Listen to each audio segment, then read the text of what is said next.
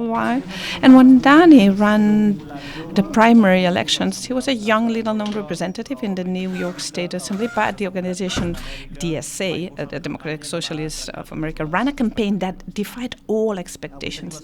And today we're lucky enough to have, and thanks to the support of the Rosa Luxemburg Foundation, we have Mausser, the co-chair of the Democratic Socialists in America in New York City. She came to office at the same convention where Mamdani was elected to run for the election, and she's one of the mindsets, big minds behind the organization. She has worked in many different campaigns in the SA. She has been canvassing. She has promoted broad coalitions in the left-wing parties and associations. And she's come here in Barcelona. We are lucky enough to celebrate the last democratic elections in New York. 10 out of 12 candidates presenting Democratic Socialists won the primaries, and they will be the coming candidates in the elections. And 2 days later, they fulfilled one of the main Mamdani's electoral promises, the freezing of almost half of the rental contracts regulated in the city of New York. So, Grace, thank you very much for being with us today. So if you don't mind, now we'll just change into English for you to be able to follow the transition, and you won't need... So thank you very much for coming, for being with us today. Thank you for having me. I'm very happy to be here. We're glad you could make it. So I think the first thing I wanted to ask you, for people here to know better and better understand the context you come from, is what is your organization? What are the Democratic Socialists of America? Because from here, from Europe, we might understand it or think it as a party, but it's something else. And just to check, everyone is hearing correctly, right? Tothom sent bé l'efecte. Yes, we're not a political party in the U.S. We are a political organization. Legally, we are a non-profit organization, but the reason we are not a party is because the requirements of parties in the U.S. are extremely onerous. They're difficult if you're not a Democrat or a Republican. We've seen many parties in the U.S., third parties, attempt to run and win elections, and most of them have failed significantly. Like the Green Party, there was briefly an attempt at a Labor Party. There have been socialist parties, but they haven't won any meaningful power. So what we do instead is internally, we try to mimic and operate like a party in the European tradition. But externally, we run in primary elections. So in the US, the Democrats and the Republicans, despite being parties, do not get to choose their candidates. Candidates are chosen in primary elections held before the general election. What we do is in New York in particular, we run socialist candidates that our members choose in internal elections. We run them in the Democratic primary. We run openly as socialists. We tell anyone that we talk to when we speak to them in their homes or on the streets or in advertisements, we talk about ourselves as democratic socialists, but we run as Democrats. That's not to fool or trick anyone, but it is the way to get into power, because we want to win elections, but we also want to wield power. We want to govern. In addition to electoral work, we do other types of work. We partner with unions, we do strike support, we have a rank and file strategy, and we also do legislative work. So once our elected officials are in office, we work with them to develop and pass socialist legislation. We have had some successes with that. We've passed increased taxes on the rich a couple times. We have passed climate legislation that gives the state more power to build renewable energy infrastructure. And then in addition to those things, we do work like on immigrant justice. We have trained many thousands of New Yorkers on how they should respond if ICE comes to their neighborhood. We have worked to develop leaders and basic organizing skills within our memberships. So we do a lot of work, but are of course best known for our electoral work. And regarding this electoral work, we will get, I think, deeper in Zohran's win and in your organizing. But as you come from those victories just last week, I remember I interviewed you in January, and the headline I chose for that interview was, "We don't run a candidate if we don't think we're going to win." Mm-hmm. So how do you decide to run a candidate? Because also the system there is really different from here. You run individual candidates in smaller districts. But could you tell us a little bit more about how you choose to run for a primary? Yes. So the basic idea of DSA, when the modern iteration of DSA that came into being in 2016, is what if the left won? So we have tried to choose races strategically based on that. So we look at many factors, and we as collective, it's many thousands of members. So we look at previous voting history. Is this district somewhere past progressives or socialists have been successful? We look at how accessible the district is. Our strategy, the backbone of our strategy is knocking on doors. In some districts, that's easier to do than others. For example, in very wealthy neighborhoods in Manhattan, all the buildings have doormen. They don't let you in. So it's harder for us to run in those districts. We look at where our members live. How are they going to be able to run races where they live? How accessible is a neighborhood via transit? And of course, we look at the candidate themselves. So the ideal candidate comes from within DSA. They have been leaders in DSA before. They are already members. They have worked with DSA or sometimes with a union or with another community group. But we want to know that they are committed to building power outside of government as well as inside.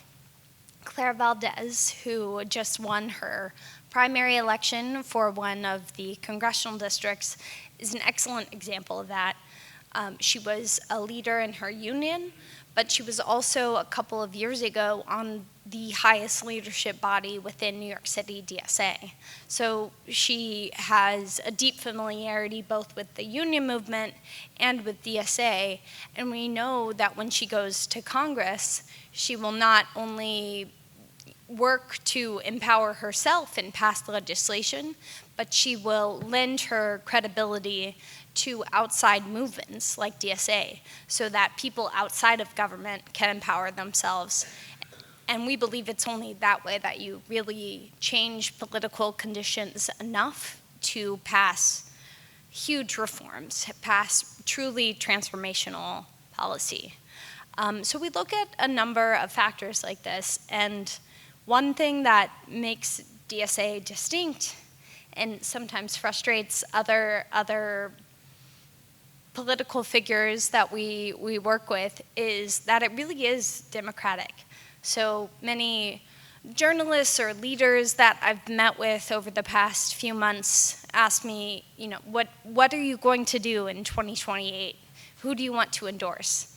And I have opinions, of course, but it's really not up to me. In the last cycle when we were debating endorsements, I think about 2,000 people attended meetings and voted on those, and some of them were very close. We debated whether or not to challenge Hakeem Jeffries, who's the minority leader in Congress, and that failed, I think, by about 150 votes.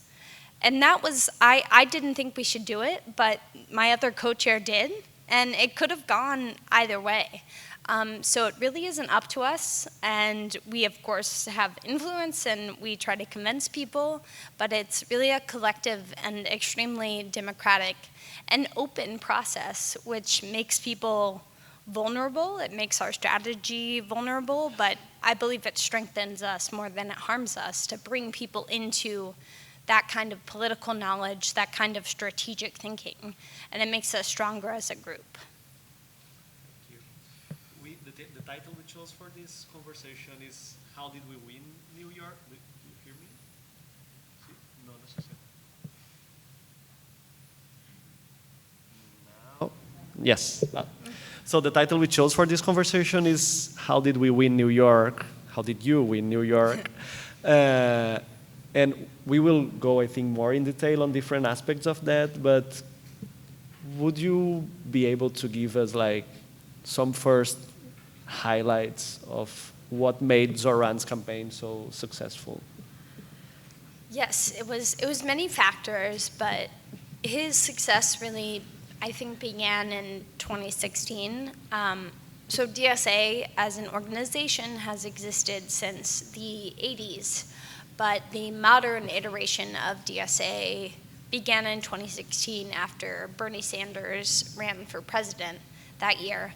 Of course, Bernie was not the Democratic candidate, and ultimately Trump won, but the experience of having someone who identified as a democratic socialist do so well, do much better than expected, drove a lot of people to DSA, and of course, Trump's ultimate victory also drove many people, myself included, to DSA, because we saw that the politics of the moderate Democratic establishment as embodied by Hillary Clinton in that race were not successful.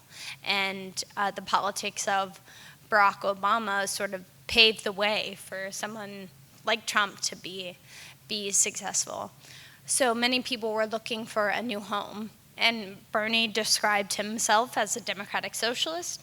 I think when people Googled Democratic Socialists of America came up, and many people joined. In New York, after that, we founded an electoral working group. We ran our first races. The first two were not successful. We lost both of them. But one fun fact is those races in 2017, that's Zohran Mamdani was a canvasser on those races, and that's when he joined DSA in 2017. From there, we grew and we developed our strategy. At first, we only controlled the canvassing operation, or the field operation is how we refer to it. But over time, we quickly learned that we could do all of the aspects of a campaign. We could learn communication strategy, we could learn fundraising strategy and political strategy and coalitional strategy. And we did more and more of that each year. Many races we lost, but each race, because of our dedication to teaching organizers these skills, these sometimes basic but sometimes advanced skills, we still developed ourselves. We grew our capacity. So even in races we lost, I'd like to think we lost upward. we lost the race, but we still grew as an organization. During the Biden presidency in particular, we lost more races than we won from 2021 to 2024. And that was hard in a lot of ways. And I think some of those losses made us take a bigger swing in 2025. When we first considered endorsing Zohran, we thought it was more likely than not that we would lose. It was a very big race, much, much bigger than anything we had ever attempted. But we also knew that we had hundreds of organizers within our membership who knew a lot about how to run a campaign. So even though Zohran was completely unknown at the time to anyone outside of his district in Queens and outside of DSA, his canvassing launch, his first event where people gathered to knock on doors, still had 500 people at it, while he was polling at 1%. So this enthusiasm came from within the organization and was built up over time. This set a very strong foundation and a very high floor for Zohran's performance. So that was able to combine with factors outside of our control. For example, I think Trump winning a second term in 2024 was ultimately helpful for Zohran. It showed many people who perhaps identify as liberal or as progressive, not as socialist, but they saw that establishment Democrats, the people who were supposed to be leading us against the right wing and fighting fascists, were failing.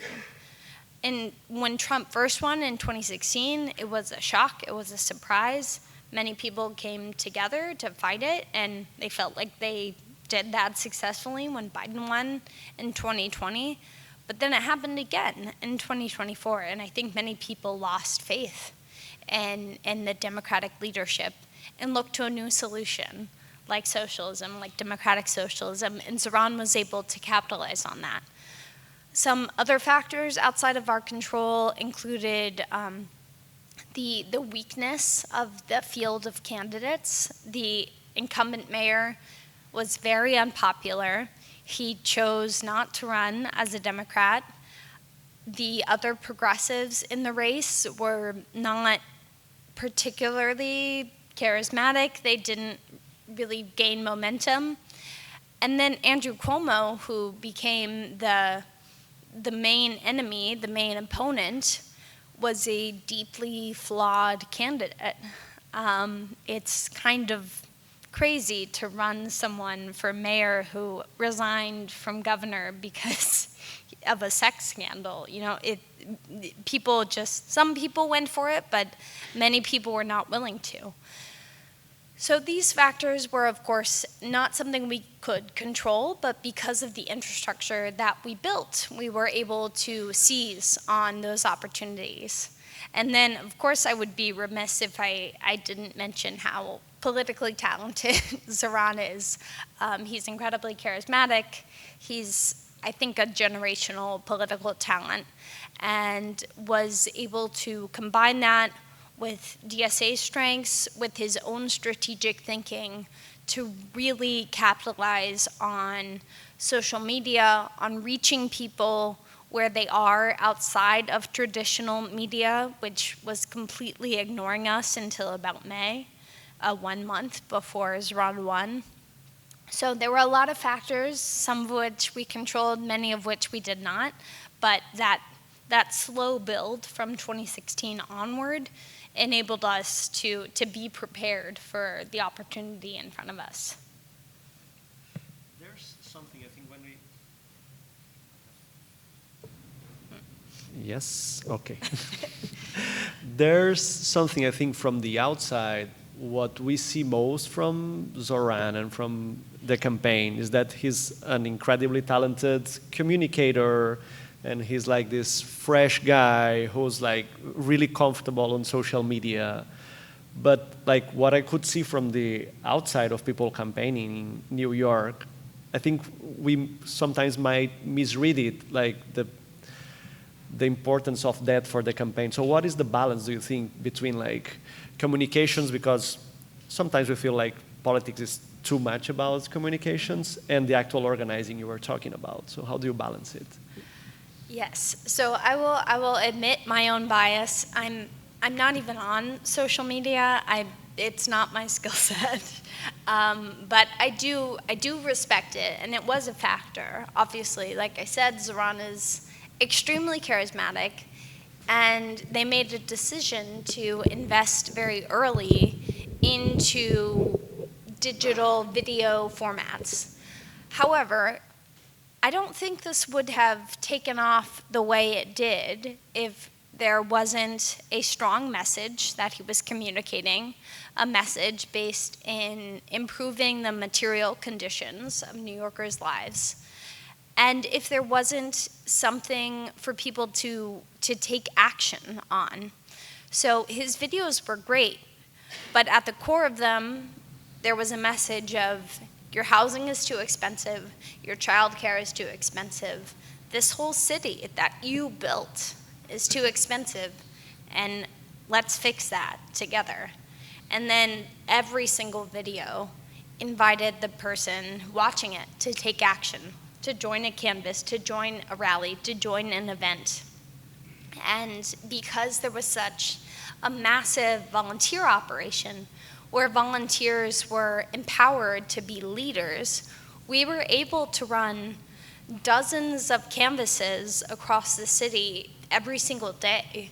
So someone could see a video on TikTok or Instagram, they could say, wow, he's great, he's so handsome, I want to do something with him.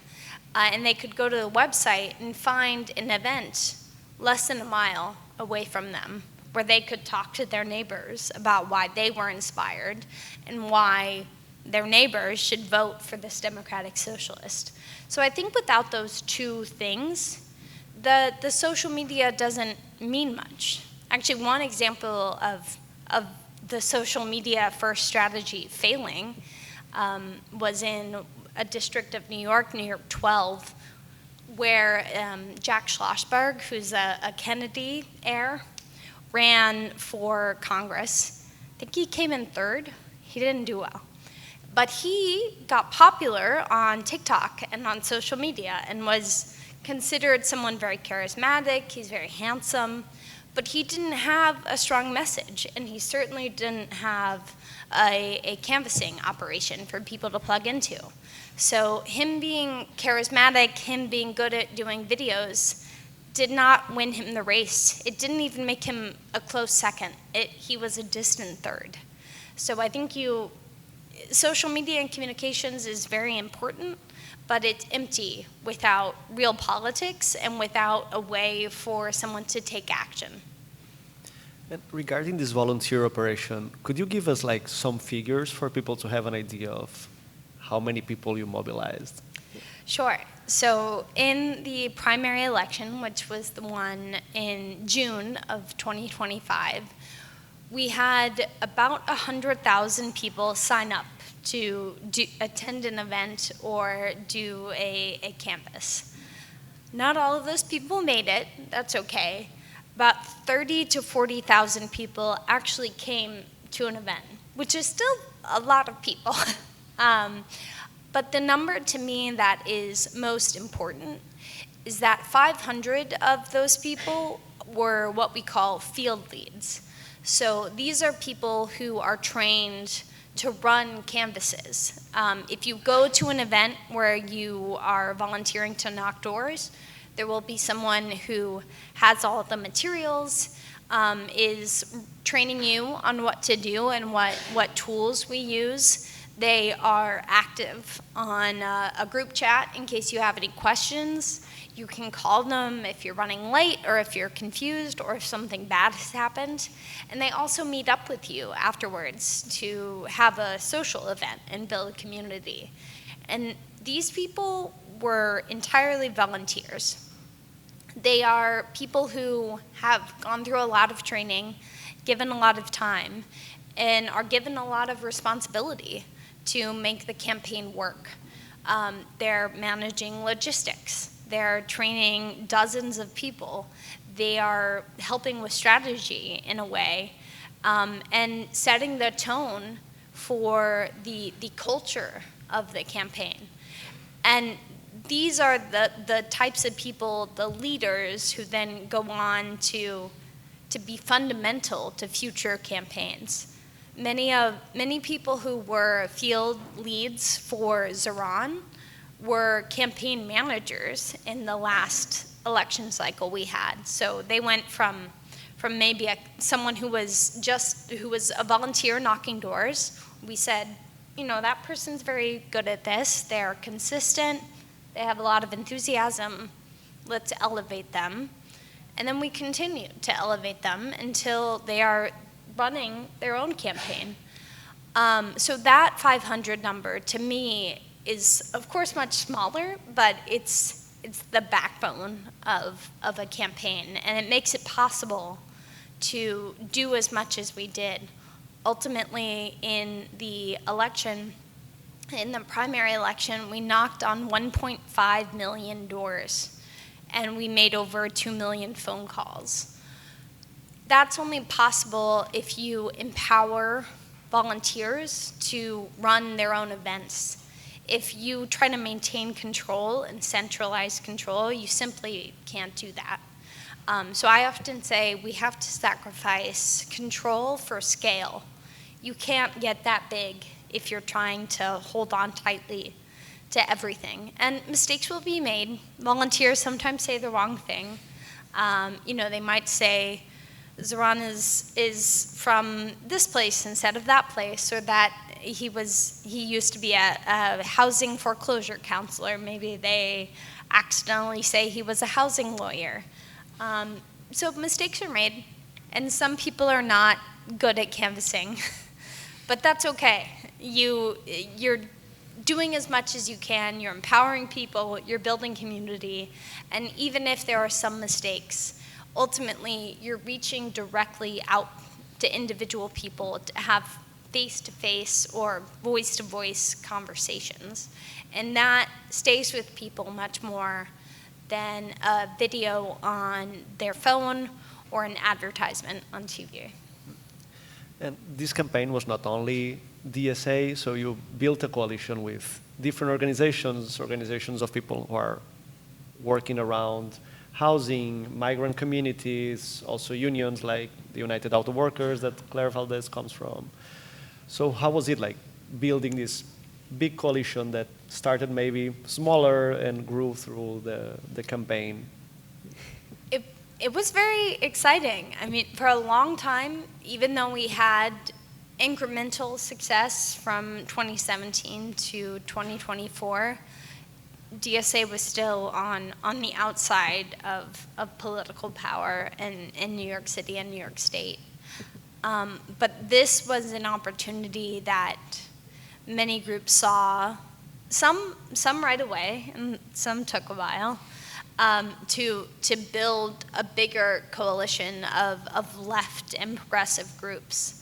And through the campaign, we were able to develop and share our knowledge and learn from many other organizations that do different types of work than we do. So DSA is not a union, but through the campaign, we became very close to several unions, including UAW, which in New York City is one of the more left progressive unions. PSC, which represents workers at our public colleges in New York City.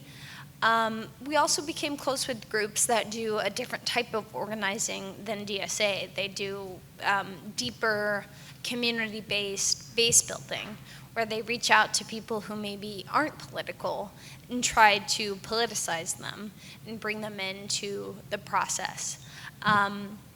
And this was a wonderful experience for us. We were able to teach them about our strategy and about our internal democratic practices, and also a lot about canvassing. I think DSA is the best at field operations and knocking on doors and talking to strangers than almost anyone else in New York.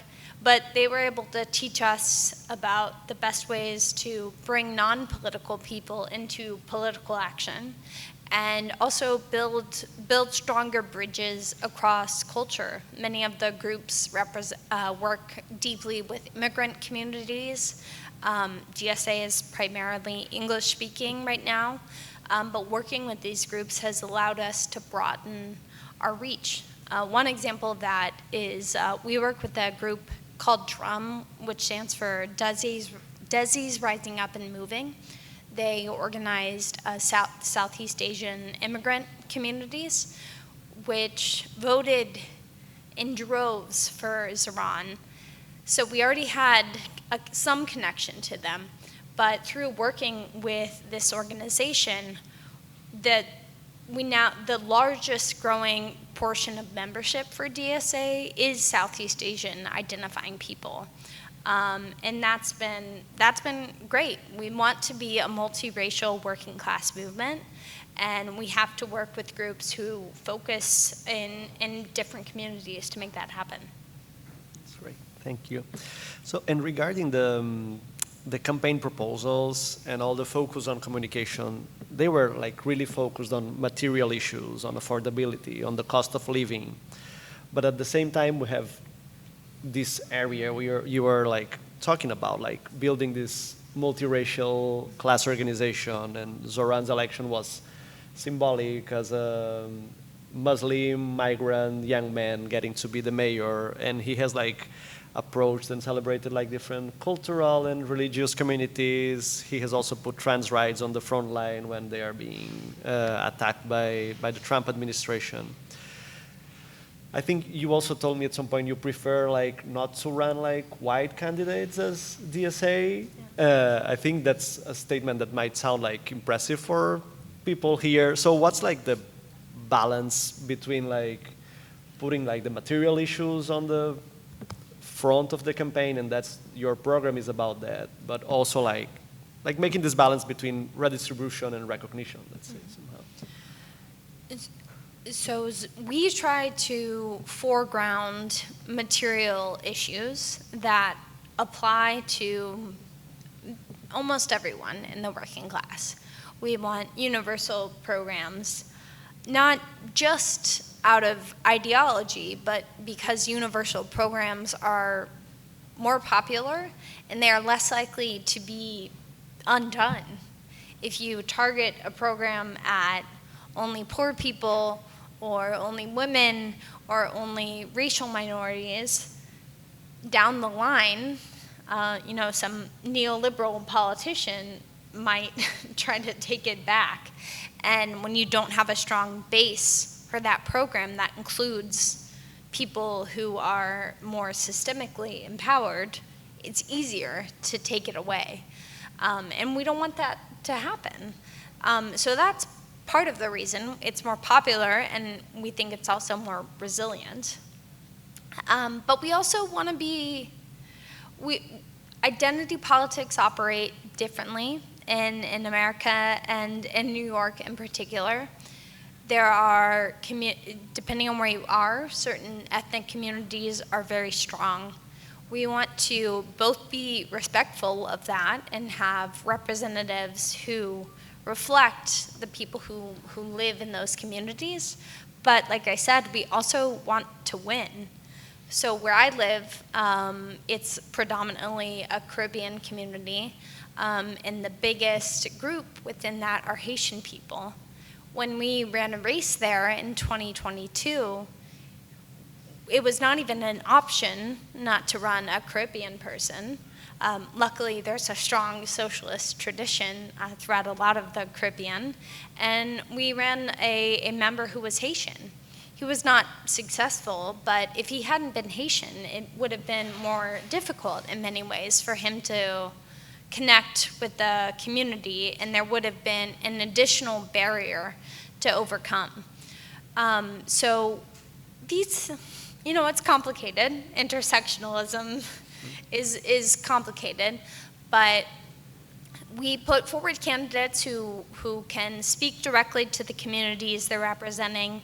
In Zohran's case, one strength of his as the first Muslim mayor, the first major candidate who was Muslim, he was able to reach places that previous progressive left candidates would never have been able to reach. So if you look at a map of the votes in New York and you say compare 2021 to 2025, you will see pockets that voted for Eric Adams, who is quite a conservative Democrat, a former police officer. They voted for him strongly in 2021. And then they voted for Zohran strongly in 2025. And that was because those communities are predominantly Muslim or Southeast Asian, And in addition to his identity exciting those people, he was also able to organize in mosques and in Muslim community centers without a barrier, right? So of course someone who's not Muslim can organize in mosques, but Zohran understood the culture of that and was able to do it better than I think someone who wasn't Muslim would. And because of that, he was successful in more conservative areas, and now socialists have a foothold in those areas.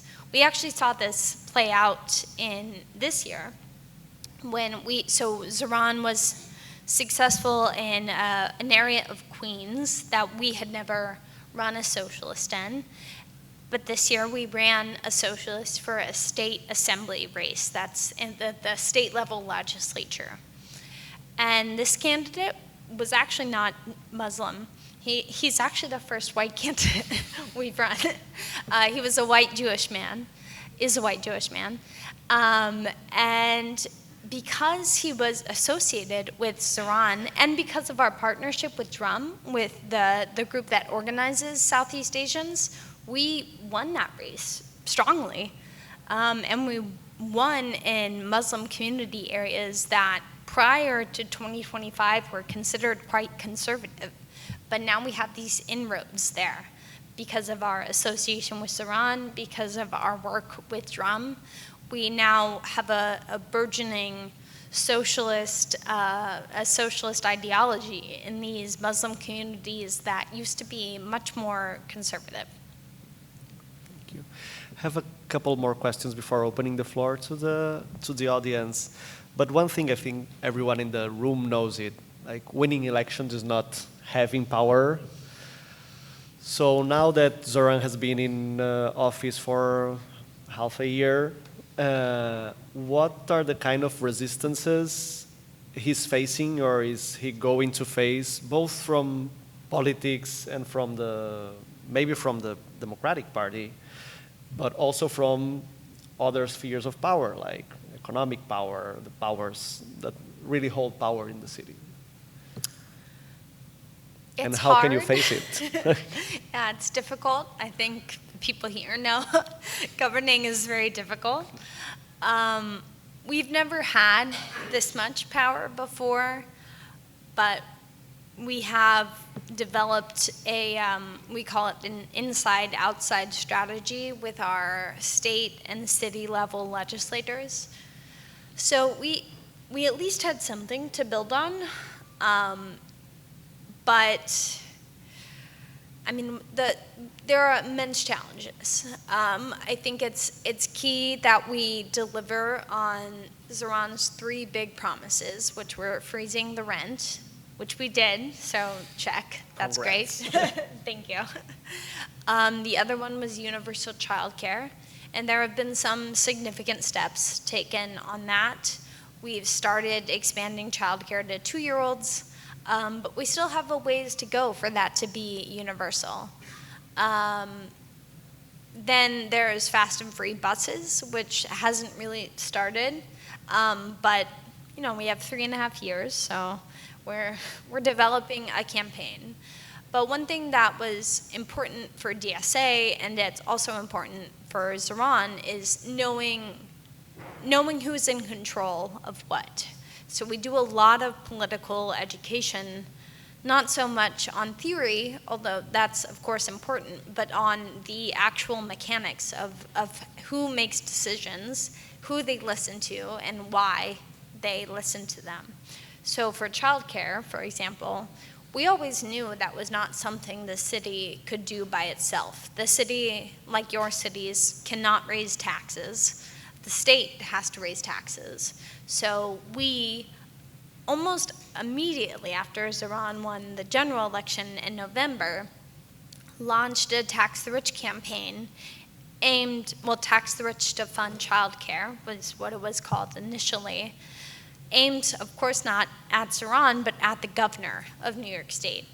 And by February, she had agreed to give the city a substantial sum to fund childcare expansion. So knowing who to pressure and why to pressure them is key. We have to be clear-eyed about the fact that even though Zohran is mayor, and that sounds very powerful, we still have to change the political conditions around him so that he can do what he wants to do and what we want him to do.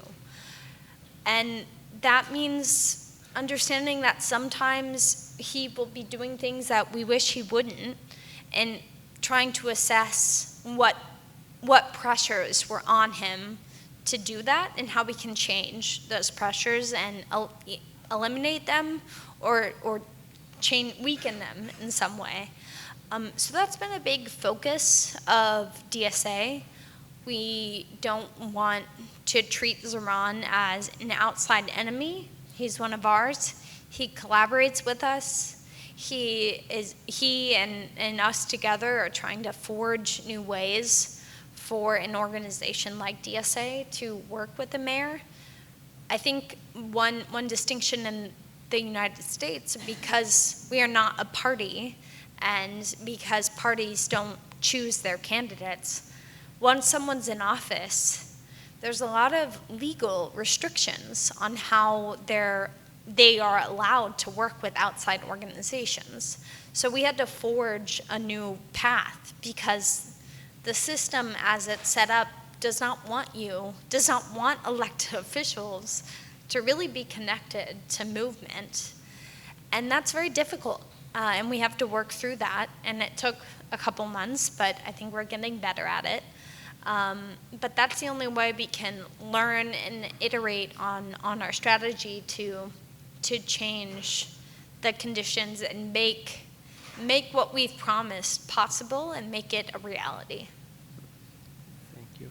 And switching to US national politics, there are the midterm elections coming this year. You just had the primaries. And you have one more spots in the Democratic primaries for Socialists. So what role do you think DSA or Democratic Socialists in general can have in defeating Donald Trump in the near future? And you said you don't make the decisions, but do you have any candidates for the presidency for 2028? I have ideas, yes.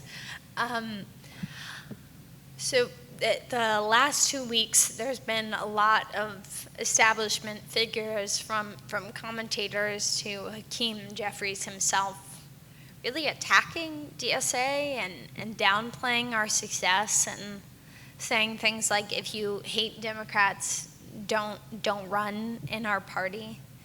And this is so incredibly sad to me and short-sighted. Sad like pathetic, I'm not crying. But our two main goals are to defeat fascism and to improve American lives. And at least on the first goal, we should be aligned with establishment Democrats. They know they lost in 2024. They know that. But there's been no real reflection on why that was. And instead of adapting their strategy, they ironically are chained to their own ideology of moderation and finding the middle. And they are committed to that even as they lose more and more ground, even as they have enabled a fascist to become president of the United States. And if they really want to defeat Trump in 2028, which is existential, right? I believe that if a Republican wins in 2028, we may not have elections in the United States in 2032. So I have to believe that moderate Democrats want Republicans to lose in 2028. And if they want that, I invite them to reflect on why they have lost so far. And even if they don't want to call themselves socialists, perhaps adopt some of our ideas work in coalition with us, at least to defeat the immediate threat. And instead of expending all of their energy fighting the left, what if we fought the right, you know? So I'm hoping that they will see the popularity of many of our policies, from, you know, taxing the wealthy to providing universal health care, making child care affordable. These are popular ideas, even among independents. No one in America likes paying thousands of dollars for basic health care. I can tell you it's not fun. I wish we didn't have to do it. And that is true of conservative farmers in Iowa, and it is true of hipsters in Brooklyn. And I think we can unite over that. And I hope that figures who have attacked us will come to accept that. And, you know, even if they don't want to make socialists the leaders of the party, the fact is that many people who identify as, well, maybe not many people, at least two people who call themselves socialists, Bernie Sanders and AOC, are among the most popular figures in the US right now. So they are de facto leaders, whether or not someone like Hakeem Jeffries wants to accept that. Speaking of AOC, though, I do hope that Representative Ocasio-Cortez runs for president. It's up to her, ultimately, of course, but I know many others in DSA believe that we need a socialist who can put forward a positive vision to win against a Republican in 2028. Kamala Harris tried to win on stopping Trump, and that was basically her only message. Well, stopping Trump and supporting Israel were, I think, her main messages, and that didn't work. You have to have a real vision for how you will make people's lives better for them to come to you. And then also, as we make people's lives better, we can stop fascism. And do you think Alexandria Ocasio-Cortez will have better chances than Bernie Sanders did if she runs to the primaries? I mean, on the whole, the left is stronger than it was when Bernie ran in either 2016 or 2020. He's an incredible political figure and a great leader. But in some ways, I think Alexandria Ocasio-Cortez has invested more in developing outside movements than Bernie has. And I believe that will ultimately be very helpful to her if she does decide to run. We have a stronger left and progressive ecosystem than we did, 8 years ago. And I truly hope that this ecosystem will come together to form a coalition of, unions, political groups like DSA, community groups who do grassroots organizing on the ground to build a robust network that can help her get elected. And just the last question before I open the floor. You mentioned Israel, and I wanted to ask what's the role of the genocide in Gaza playing in New York and US politics? Because during the campaign, some opponents tried to paint Zohran as anti-Semitic, and I think also Palestine played a role in some of the races you won in those last primaries. So what could you say about that? Yeah, absolutely. I mean, in the US and even in New York, which was long considered a site of strength for pro-Israel politics, a majority of people now support Palestine. And this, it's a couple of things. It's people reacting to what is so obviously a genocide, and we have footage of this, and we can see it happening on the ground. And then politicians saying, no, that's not happening. Just, it accelerates people's loss of faith, I think, in politicians and then the establishment.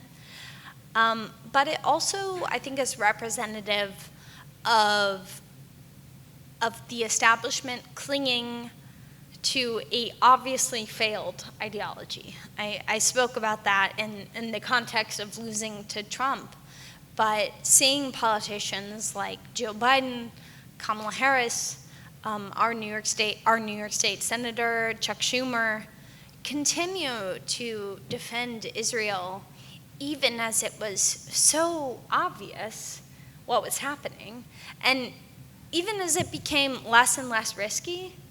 Like, European countries were calling it a genocide, other world leaders were calling it a genocide, but leaders in the US wouldn't. It showed the lie, I think, to a lot of people, and it was like, well, don't trust what you see, trust what Chuck Schumer says.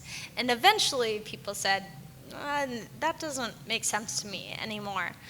So there are some young people for whom this was an igniting issue, but I think there's an even greater portion of people for whom your support of Israel versus Palestine kind of showed if you were an honest politician or not. Are you willing to see what's happening in front of you? Are you willing to listen to what people are saying in your neighborhood and in your community? Or are you listening to a failed ideology? Are you listening to huge sums of money that are coming to you from the Israel lobby? And people made their choice. So, thank you. I think we can open the floor. I'm switching back to Catalan. Obrim un torn de Okay, so preguntes. let's open. Yeah, let's open the floor. And I would like to thank Gloria, the interpreter. Thank you, because she is making it possible to have this conversation for everyone to be able to follow it. So we'll be just having 5, 6 interventions from the public, and if we have time, so please dare to ask. So we'll give the floor back there, and if you want to ask in English, just tell us for everyone to be able to put on the earphones for the translation. And there's another word given there. Okay, thank you. Okay, let's start there. Hello, thank you so much. Thank you sincerely for this invitation. Such an international invitation, which is so necessary in our country from our perspective. It's so interesting to listen to you, Grace, to listen to your enthusiasm for the victory in such an important city, in such a unique city in the United States, such as New York City. When we are talking about New York, we as Europeans usually say that New York is not the States, right? And I would like to know, first of all, which have been the strategies that you will be implementing in the future to run or to work in some cities, as in the south of the state, in Dallas or other type of cities, for you to be able to communicate this enthusiasm, this new perspective based on voluntary work in your goals and your commitment, which would be in the short term and in the long term, because 2028 is right here. Which would be the strategies you would be deploying? Which would be the goals you would be trying to achieve? And will you be counting on this amount of volunteer workers? And the second half of my question would be that Europe is not the States. Europe, if you would be working for Europe, and especially in a city in Barcelona, would you have the same type of strategies? Would you be using the same type of strategies you are using in New York? Because we are also a cosmopolitan city. We also have a number of newcomers, different languages, different cultures that we are working in. And I would like to have your opinion on that. Thank you very much. Okay, there's another question back there.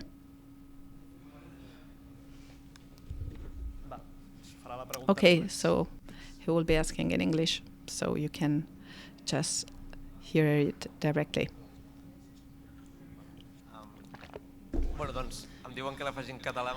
Okay, I'm asked to ask in Catalan. So I would like to ask, because I've seen that the Democratic Socialists of America, you were talking about a reform in the electoral system to have better representation for parties, and as opposed to Trump willing to launch an act or draft an act changing the reform and changing the electoral process. So how can you fight against this establishment not willing to distribute power, to fight for greater representativity for minority communities to be better represented in the parliament or in the General Congress? There's only a two-party system implemented. How can you fight these powers? So is there any other question? Okay, so let's answer these two questions. Oh, there's another one in the back of the room, because I have plenty of them to ask myself.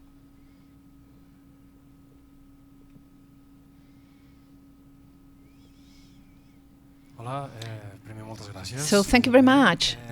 Good afternoon. So a brief question. Could you tell us a little bit about your funding system, whether you accept private funding, private companies funding, and it have been finding difficult in order to implement policies because of the lobby interests and the economic interests in New York? Whenever you're...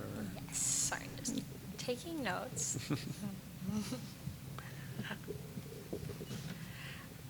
Okay, so I'll take these in order.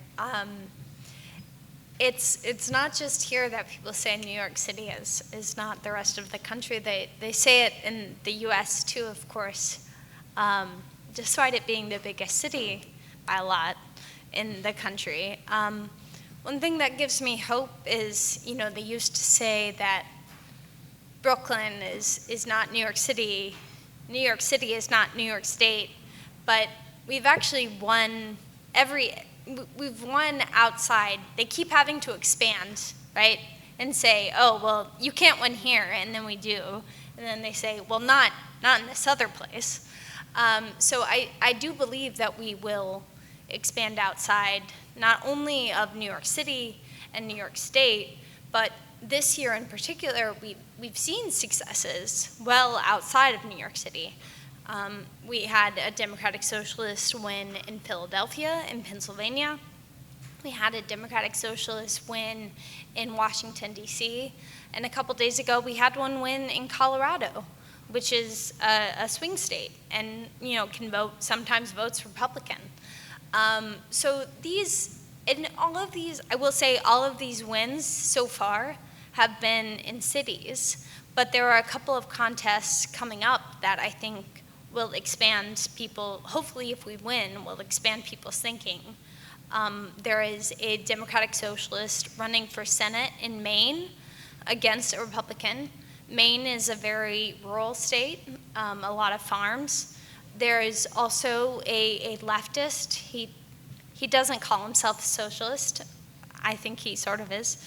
But a leftist running for Senate in Michigan against a more establishment figure.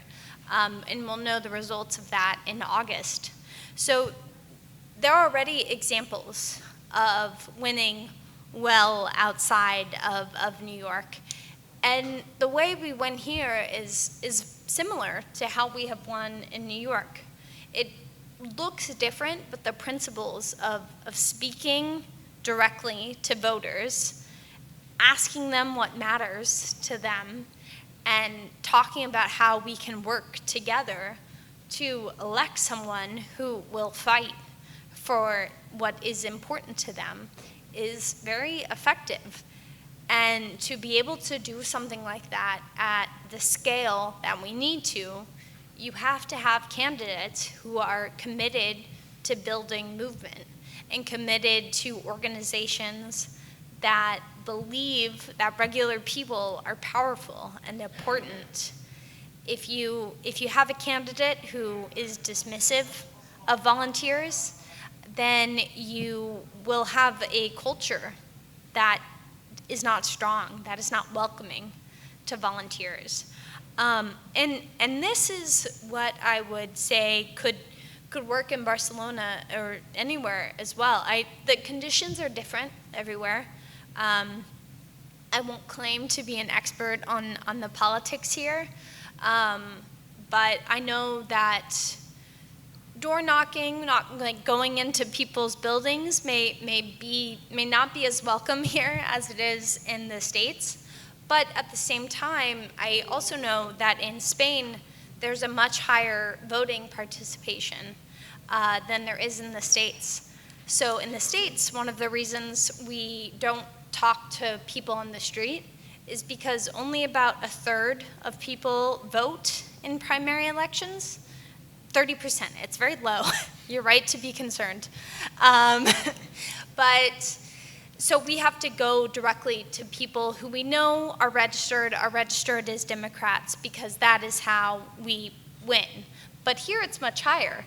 If you talk to people on the streets, they're more likely than in New York to be a voter. And that can work just as well as going to their home and talking to them there. Or perhaps calling people on the phone is more acceptable here. I don't know. But the important thing is speaking directly to people and creating a culture and a strategy that scales so that you can talk to thousands, tens of thousands of people.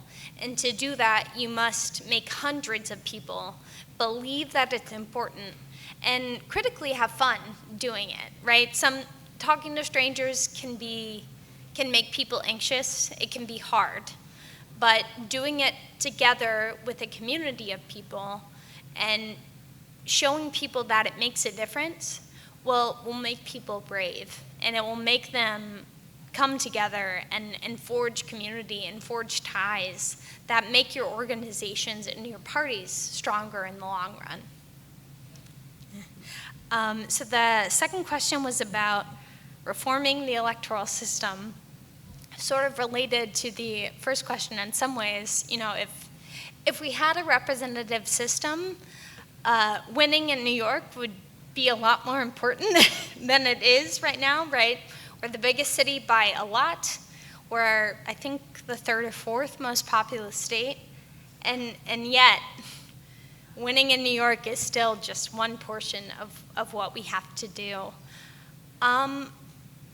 I don't know exactly what the strategy is for changing a system like the Electoral College, which is how we elect our presidents and is deeply unfair.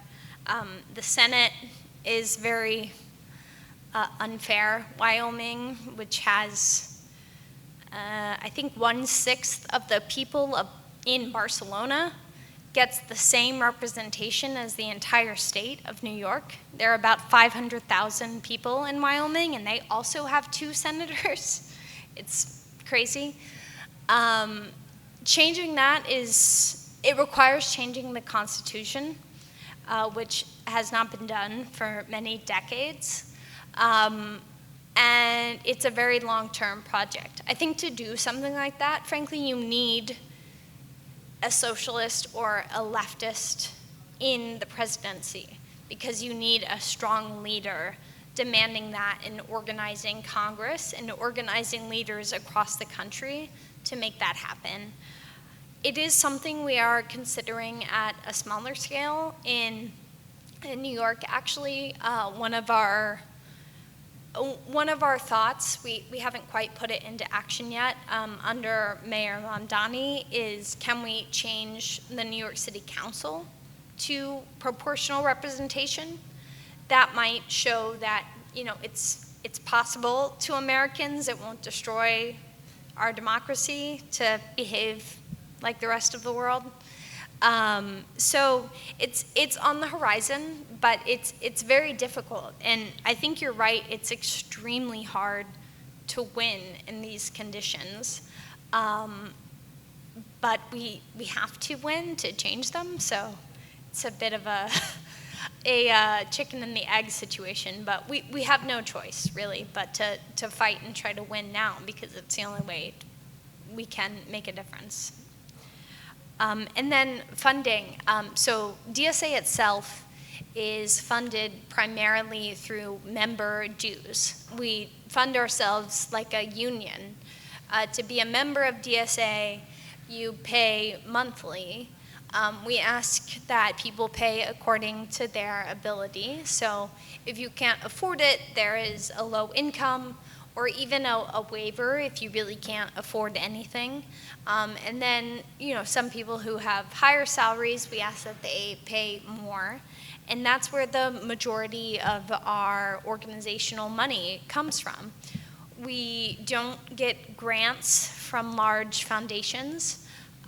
We sometimes have big donations from our members, but a big donation for us is $1,000, $5,000, which is a lot for a working person.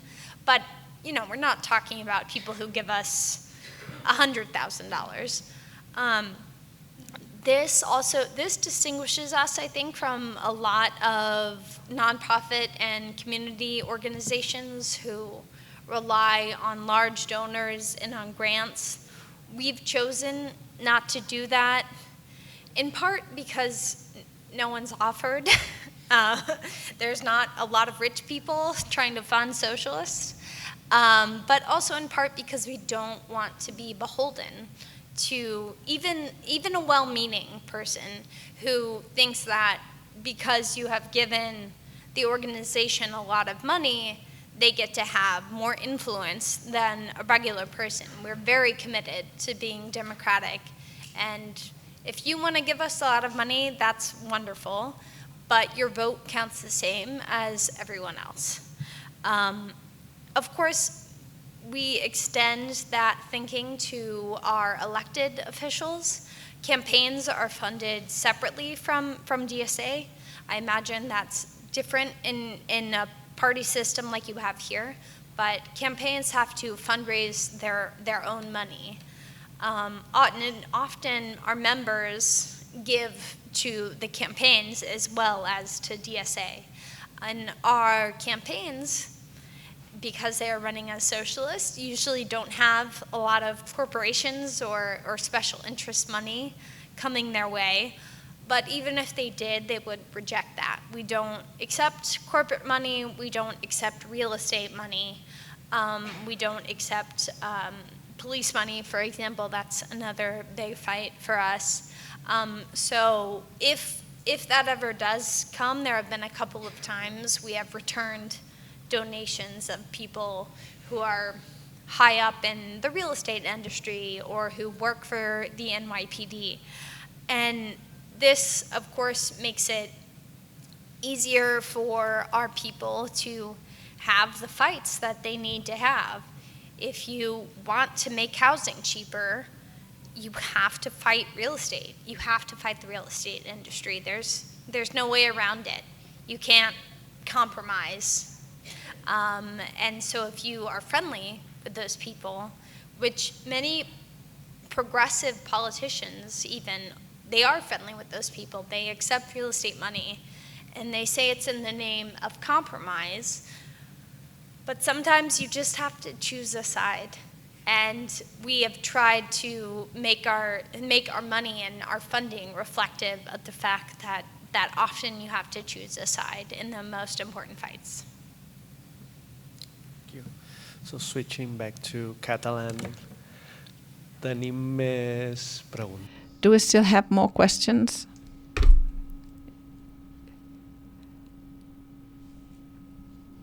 Okay, if you do not dare to ask, well, I will be asking myself.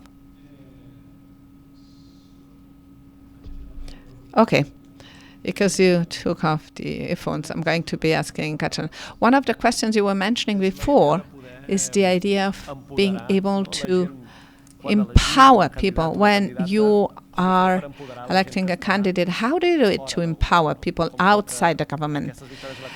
These electoral wins have to be useful for the people outside the organization. Which is your strategy to do that? So one of the central features of DSA is the inside-outside strategy. So we want to work with the people inside the halls of power, learn information from them, and then use that information to sharpen the strategy of people outside the halls of power. So an example of this is with our Tax the Rich campaign that we ran from the fall through the spring of this year. We would work with it was a state level campaign, so we worked with our people in the state legislature to get as many elected officials in support of our taxation bills as we could. So they would talk to their colleagues. Some of them would join the bills because they are progressive, even if they're not socialist, they support these ideas. And some people were quite difficult about it. So they would say, okay, this person will come on, I'm gonna talk to them a little bit more. This person we need to target. So then what we would do is we would go to their neighborhood and we would knock on their doors and we would hand people literature that says, you know, your state senator does not want to tax the rich. You should call him and tell him to tax the rich. And then he would get very mad at us. But lo and behold, he would sign on to our bills. Now he supports taxing the rich. So we use the same tactics often that we use in electoral campaigns, in other types of campaigns, in this feedback loop between the knowledge of our elected officials and the strategy of our outside movement is really important and makes us better at achieving our goals. But beyond that, beyond that strategy, our elected officials remain committed and connected to movement broadly. They attend DSA meetings, which you can't measure what that does, but having an elected official in a room with you, participating in the same debates that you are, is extremely unusual in American politics. And I think it makes people feel that what they are doing, the democracy that they are participating in, is meaningful. Actually, in the fall, when we were debating the Hakeem Jeffries debate, or rather, if we wanted to run someone against Hakeem Jeffries, Zohran had just won the general a few weeks ago, and he was a celebrity, right? He's like an international left celebrity. And he came to our meeting, he came to our debate, and he got in line. He had security at that point, but he still got in line. And he got up to the mic and he said, you know, hi, Zohran, he, him, I'm from Queens. And it was funny, but he got to vote, he got to voice his opinion. And of course he's influential. I mean, he's a celebrity everywhere. He's certainly influential to us, but seeing him participate and put value into a process that almost anyone can be a part of, I think makes people feel like gaining knowledge themselves, participating in these processes is really important. And it was beautiful to see him do that. But those sorts of mentalities, taking those sorts of actions, attending meetings, attending picket lines, doing the day-to-day difficult work of being in a movement of building participatory democracy is really hard. And seeing elected officials do it themselves, I think, makes people believe that it's important, and that is the type of person we want in office. Thank you, Grace. And just to finish, the title of our university this year is The Optimism of Reason. So we're really happy to finish with you because we think we you bring us a lot of optimism from somewhere else and from somewhere where things are really hard. But I wanted to share with us some message of optimism that we can use here for our own organizing, for our politics, for... Yeah. I mean, the title here, a few weeks ago, Zohran at a rally for the congressional candidates quoted Gramsci and was talking about the pessimism of the intellect, optimism of the will, which of course leftists everywhere say to each other all the time. But one thing that I have reflected on, especially as I have told the narrative of New York City DSA over and over again, is in 2024, it did not feel like we were powerful. We had lost, how many races? I think we ran 3 races and we lost 2. We only won a single race. We were losing members, not a ton, but we were shrinking. We were not growing from 2021 to 2024. And when we endorsed Zohran in October of 2024, it did not really cross my mind personally that we would win. It seemed like something exciting to try, something that could grow the organization. I didn't think we would win. Many now will tell you that they thought he would win. I don't think most of us thought that. But because we had been building so much, we were able to seize the opportunity in front of us that we didn't control. I mean, no one in DSA wanted Trump to become president, and when he won in November, it was devastating. Again, I was so disappointed in my country, and I couldn't even blame our system, right? He won the popular vote. And it was a dark moment in the fall, but in December, we had Zohran's field launch, the first canvassing event. And like I said, 500 people came.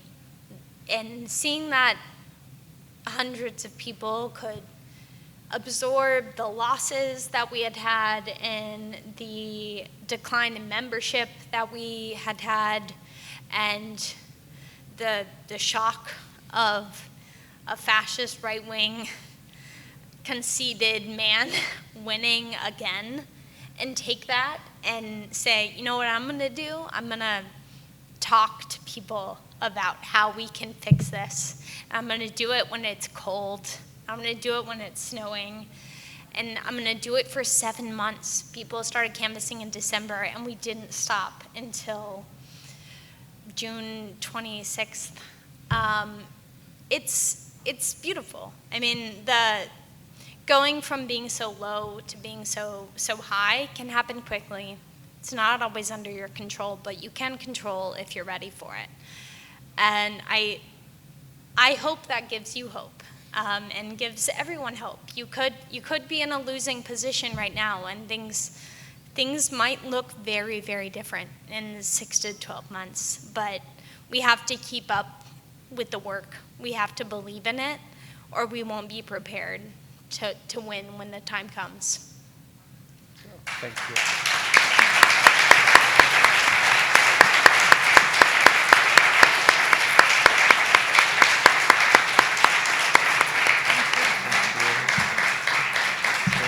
Moltes gràcies. Thank you very much, Grace. A tothom per ser Thank you all aquí amb for being nosaltres, here per with acompanyar-nos us, aquests dies, i us demano que no us moveu keeping de la up with cadira. us. So please Tindrem don't 5 leave. minuts per We'll have recol·locar 5 les minutes coses i entregar just to rearrange els everything premis de l'UPEC for d'aquest the any i fer la awards cloenda of de OPEC les this year jornades. I que and the gràcies a tothom, closing and thank you, Grace, ceremony. one more time. Thank you.